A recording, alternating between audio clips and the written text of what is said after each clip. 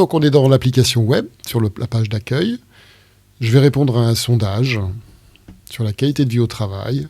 On a différents types de questions dans Zest qu'on peut utiliser de manière très personnalisée.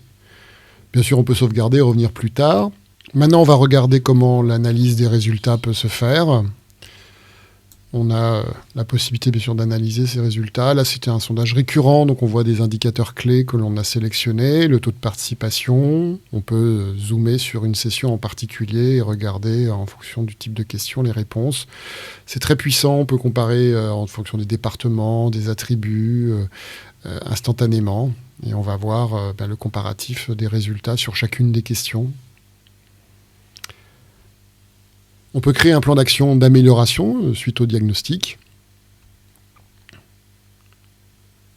Et puis on peut éditer un PowerPoint.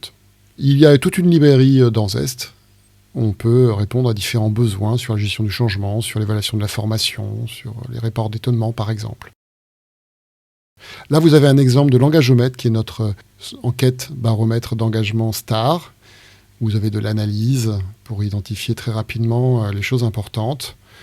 Et bien entendu, vous pouvez zoomer sur les résultats, et en particulier au travers de la heatmap, qui permet de carte de chaleur, d'avoir les scores de différentes organisations ou de comparer différents attributs, de voir l'évolution dans le temps, en fonction d'un référentiel de questions qui a été établi par notre équipe de laboratoire et qui permet aussi de se benchmarker par rapport à l'ensemble de nos clients.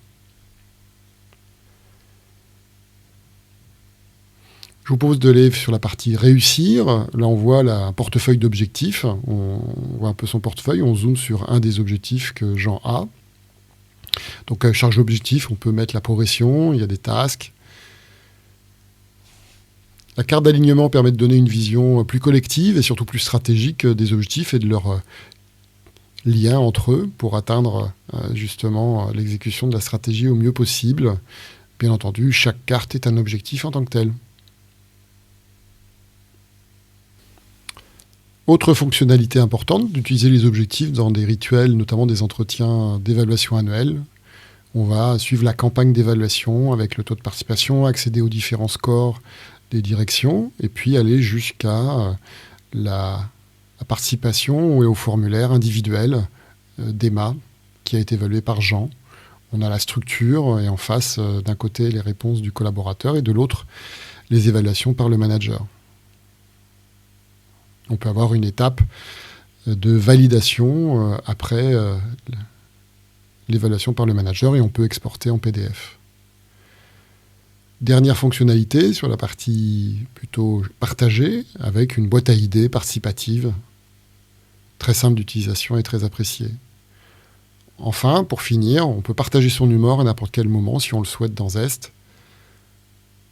Et on partage cette humeur à son équipe, par exemple. Là, je vais vous montrer la partie mobile, cette fois. On retrouve le sondage auquel on a déjà répondu. On peut continuer à y répondre depuis le mobile. On peut aussi partager des messages de communication, par exemple annonçant la prochaine campagne d'évaluation annuelle. Et puis, il y a un certain nombre d'actions directes qu'on peut faire, dont celle de partager une idée, d'ajouter un objectif, et puis, bien entendu, de partager son humeur, comme on l'a vu sur l'application web.